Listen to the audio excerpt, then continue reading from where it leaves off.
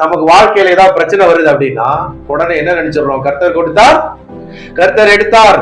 ஆனா எதை விட்டுறோம்? இல்ல இந்த சூழ்நிலை ஆண்டவர் என் கூட தான் இருக்கிறாரு, அவர் பார்த்து கொள்வார், நான் தேவனுடைய மகிமையை நான் என்ன பண்ணுவேன், காண்பேன் அப்படின்னு என்ன பண்றது இல்ல, நம்ம விசுவாசிக்காம விட்டுறோம். அதனாலதான் நம்ம வாழ்க்கையில பிரச்சனைகள் இருந்து வெளியில வராமலே தவிச்சுக்கிட்டு இருக்கோம். அப்பதான் இவனுக்கு புரியுது. என்ன புரியுது அப்படின்னா, நான் நல்லவன் நினைச்சிட்டு இருந்தேன். இல்ல எனக்கு தெரியுது, நீர் நல்லவர், நீர் செய்ய நினைத்தது தடைபடாது.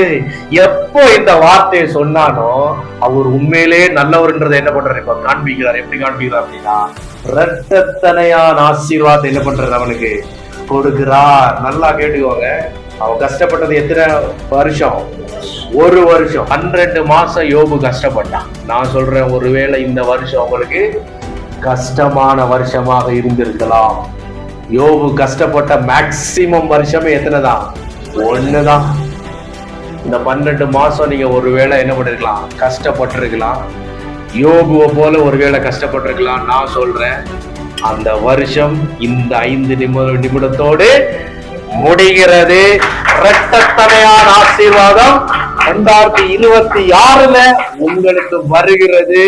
அதுக்கு ஒரே ஒரு விஷயம் தான் நீங்க பண்ணணும். என்ன பண்ணணும் அப்படின்னா, ஆண்டவர் பார்த்து கொள்வார், ஆண்டவர் என் கூட இருக்கிறார்.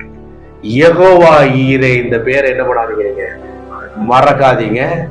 யெகோவா ஈரே, கர்த்தர் பார்த்து கொள்வார்.